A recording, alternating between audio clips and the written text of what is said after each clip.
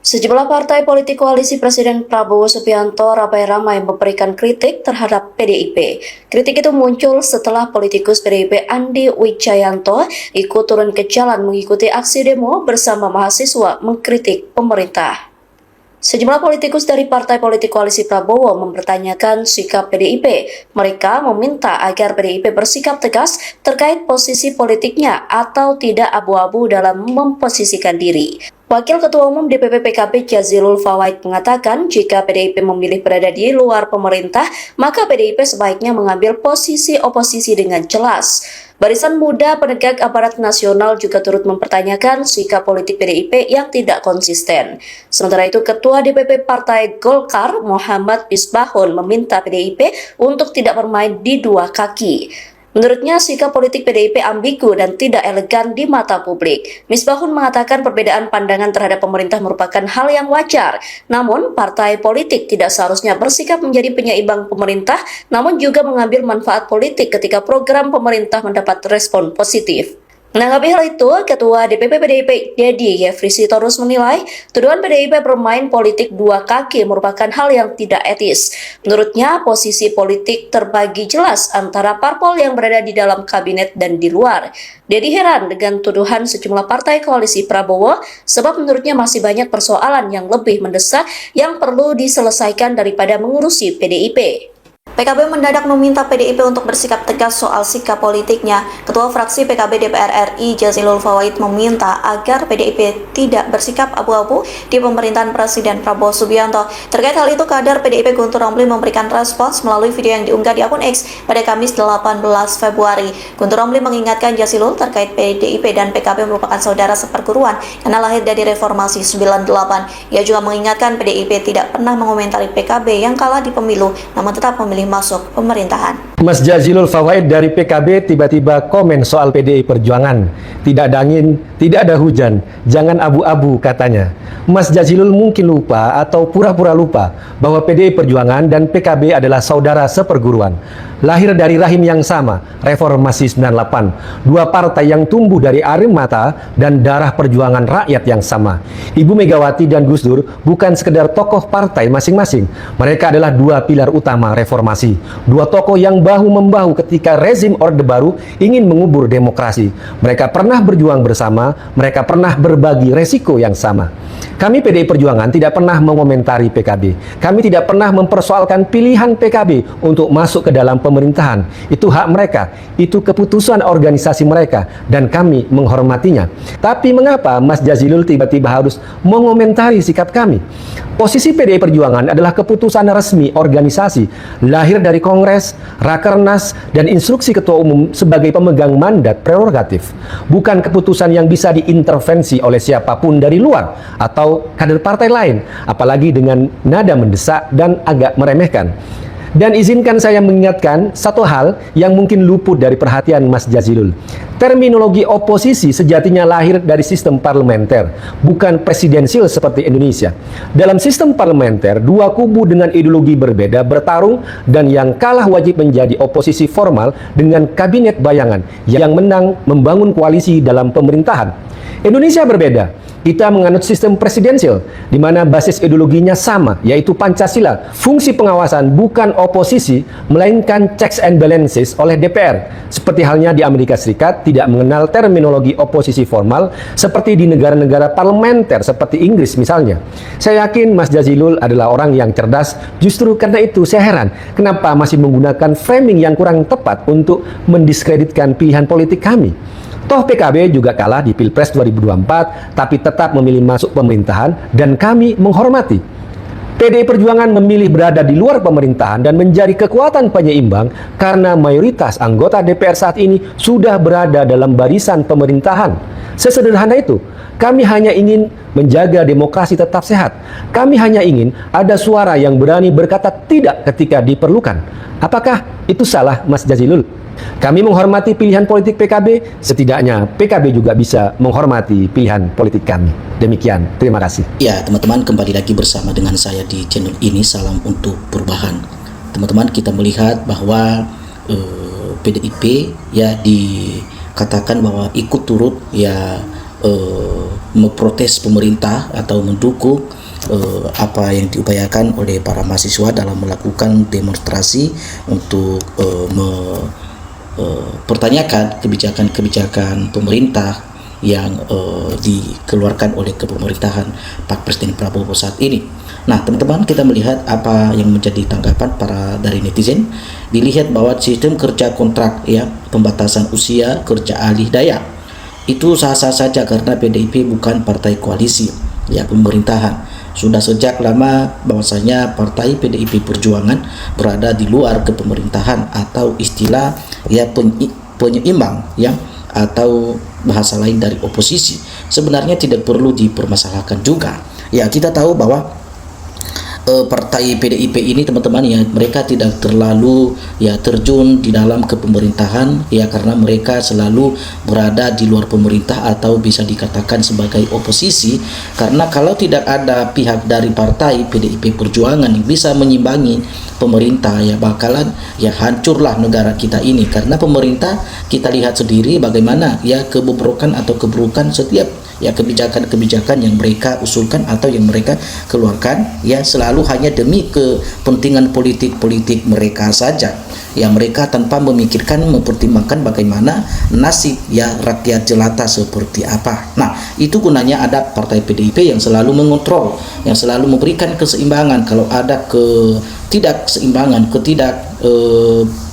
adanya keseimbangan dalam kebijakan pemerintah, maka hadirlah atau muncul, ya, pengkritik dari partai PDIP ini. Dan itu cocok sekali, ya, partai PDIP yang selalu berpihak atau selalu membela hak-haknya rakyat. Nah, ini di sini dikatakan bahwa intinya si gemuk apapun koalisi Prabowo masih merasa minder tanpa, ya, dukungan partai PDIP Perjuangan.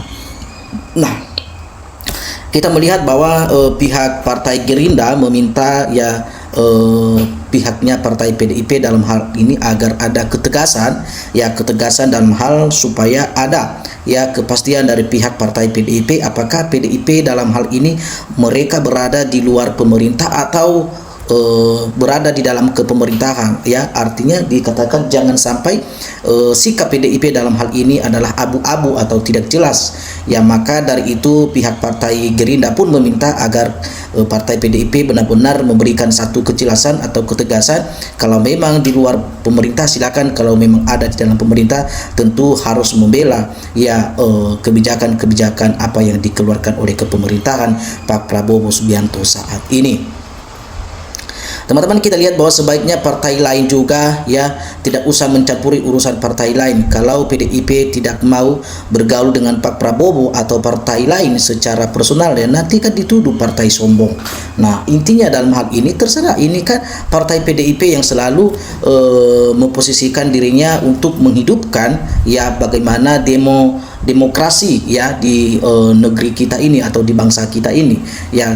Kita percaya bahwa, ya, PDIP ini adalah partai yang cukup memiliki pemahaman terkait demokrasi yang ada di negara kita ini. Dan maka dari situ, ya, partai PDIP juga, ya, tidak salah kalau selalu memberikan kritikan terhadap kebijakan pemerintah Presiden Pak Prabowo saat ini, ya. Dan apa yang dipermasalahkan dalam hal ini oleh pihak partai Gerindra sah-sah saja, ya, karena dari dulu partai PDIP juga selalu memberikan penyimbangan atau dalam hal selalu menjadi pengontrol, ya, dari kepemerintahan, ya. Dan kalau kita lihat bahwa PDIP komitmen menolak MBG karena MBG adalah perusak negara. Tentu, teman-teman, kita melihat bahwa banyak sekali, ya, kerugian negara hanya gara-gara proyek MBG ini, ya. Dan program makan bergizi katanya, tetapi semua itu adalah bermanfaat kepada pihak-pihaknya atau dulunya tim suksesnya Pak Presiden Prabowo, ya. Dan kita lihat bahwa rata-rata yang buka dapur MBG ini, ya, orang-orang yang terdekat dengan Pak Presiden juga, ya. Nah, di sini dijebloskan lagi, biar kapok udah dikeluarkan gak tahu berterima kasih. Nah, oke, teman-teman, kita lihat bahwa emak kalau sudah masuk di pemerintahan tidak boleh, ya, berbeda pandangan. Nah, itu pun disampaikan oleh masyarakat Indonesia. Oke, kalau memang partai PDIP tetap berada di lingkaran di kepemerintahan, apa memang, ya, partai PDIP juga tidak bisa memberikan pemandangan yang berbeda atau berpendapat yang berbeda yang tidak harus sesuai dengan pendapatnya pihak Partai Gerindra, tentu itu ya namanya untuk memberikan pernyataan, namanya juga berpendapat, itu sah-sah saja, itu hak setiap manusia ya. Dan apalagi ini bicara masalah partai teman-teman, dan ini agak sedikit ada kelucuan ya, lucu juga sih ya pernyataan-pernyataan dari pihak Gerindra ini sepertinya memaksakan partai PDIP ini supaya apa yang menjadi kehendak Partai Gerindra atau kebijakan-kebijakan ya harus agar Partai PDIP juga mendukung ya, maunya seperti itu. Tapi kita lihat bahwa ya Partai PDIP benar-benar adalah partai yang cukup profesional ya, yang selalu pandangan-pandangan kader-kader Partai PDIP ini selalu memikirkan ya nasib rakyat, yang selalu berpihak kepada masyarakat, tidak seperti ya kader-kader partai lainnya. Juga kita lihat teman-teman ya, sejak reformasi tahun 98 emang ada partai yang benar-benar memikirkan kesejahteraan dan keadilan bagi rakyat jelata ini ya. Main politik doang demi uang pribadi ya, demi kepentingan pribadi, demi menjadi orang kaya, demi menjadi penguasa. Nah, semua ya dilakukan oleh pemimpin-pemimpin partai juga. Nah, kalau semua partai gabung ke pemerintahan demokrasi, kalau semua partai bergabung ke pemerintahan, maka demokrasi bisa dikatakan mati ya. Tapi ya kita bersyukur ya, untungnya pihak Partai PDIP ya di luar perusahaan ya pemenang legislatif, jadi demokrasi masih hidup ya. Kita melihat ya, kalau ya Partai PDIP ya satu-satunya adalah partai yang dikatakan sebagai penyelamat bagi bangsa dan negara. Kalau seandainya masuk dalam perusahaan pemenang legislatif, maka ya bisa dikatakan negara ini ya diatur oleh seenak-enaknya, semau-maunya pihak para pemerintah dan para kabinetnya Pak Presiden Prabowo teman-teman ya. Nah, kita lihat teman-teman bahwa kalau dengar ya, kalau ingat Harun Masiku ya, Pak 30 TO3 2029 bisa terjun bebas, pilih jadi pengkhianat rakyat, amat dan disediakan lahan korupsi di segala ini ya. Ya, kita lihat bahwa peran partai politik ya memang seharusnya mendukung dan ikut menyuarakan kepentingan rakyat ya. Apakah ya mereka partai pendukung atau partai oposisi ya, selain Gerindra mestinya ikut ya mengoreksi kebijakan-kebijakan yang dirasakan kurang tepat dan disuarakan oleh rakyat ya. Apa manfaatnya partai politik? Kalau melihat ya penderitaan rakyat karena kebijakan pemerintahan yang tidak berpihak kepada rakyat teman-teman. Karena sebagai partai pendukung ya penguasa dan hanya diam saja, itu partai-partai berarti itu partai politik ya, dan sudah memposisikan diri sebagai pembela penguasa dan tidak mau mendengar suara rakyat dan membela rakyat ya, tidak mau membela rakyat. Jangan dukung lagi partai-partai politik yang sikapnya seperti itu ya. Kita lihat bahwa partai yang memiliki partai yang memiliki sikap demokrasi yang selalu hanya mengedepankan kepentingan masyarakat atau selalu bersikap terbuka kepada masyarakat dan bahkan membantu masyarakat, itu ya kita pilih jika kita melihat partai-partai yang seperti itu ya. Jadi bagi yang teman-teman yang ingin menanggapi atau ingin memberikan tanggapan terkait ya pernyataan dari pihak Partai Gerindra ini ya, silakan teman-teman tinggalkan komentar Anda di dalam video ini. Salam untuk perubahan.